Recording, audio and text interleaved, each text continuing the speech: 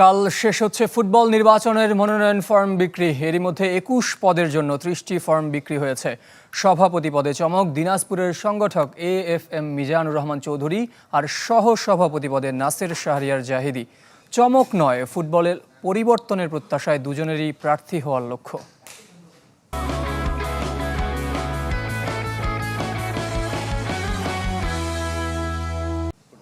এগিয়ে নিয়ে যাওয়ার যে চেষ্টা। নাসের শাহরিয়ার জাহিদি সাবেক এমপি, দেশের প্রতিষ্ঠিত ব্যবসায়ী, যশোরের শামসুল হুদা ফুটবল একাডেমির প্রতিষ্ঠাতা। স্থানীয় নানা টুর্নামেন্টের পৃষ্ঠপোষক, সাংগঠনিকভাবে ফুটবলের সাথে জড়িত নন, তবে এবার ফেডারেশনের অন্যতম গুরুত্বপূর্ণ পদ সহসভাপতি হওয়ার লক্ষ্যে কিনেছেন মনোনয়ন ফর্ম। একেবারে হঠাৎ করে তাও নন, আছে ফুটবল নিয়ে পরিকল্পনা।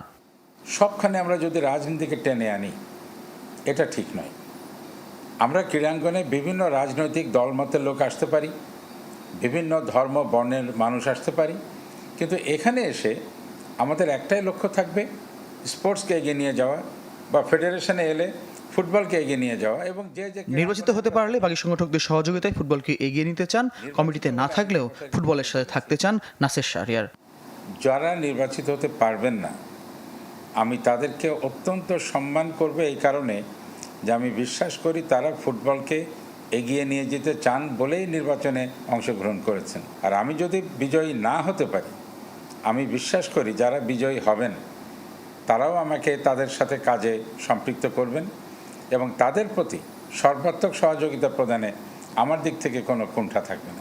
নাসের শাহরিয়ারের চেয়ে ২ ধাপ ওপরে ফেডারেশনের শীর্ষ পদ সভাপতি হওয়ার লক্ষ্যে মনোনয়ন ফর্ম কিনেছেন দিনাজপুরের AFM মিজানুর রহমান। শেষ পর্যন্ত নির্বাচনী লড়াইয়ে থাকতে পারবেন কিনা নিজেও দ্বিধায়। তবে চমক নয়, পরিবর্তন আনতে শীর্ষ পদে লড়ার লক্ষ্য তৃণমূল সংগঠকের। ফুটবলটা ডেভেলপমেন্ট করার জন্য এবং ফুটবলের র্যাঙ্কিংটাকে একেবারে যতটুকু মর্যাদায় নিয়ে আসা যায়, যতখানি ওই আগে স্বর্ণালী যুগ তো আর ফিরবে না, ৮০ দশক তো আর ফিরবে না, কিন্তু এই সাপের মধ্যে আমরা সেরা হব।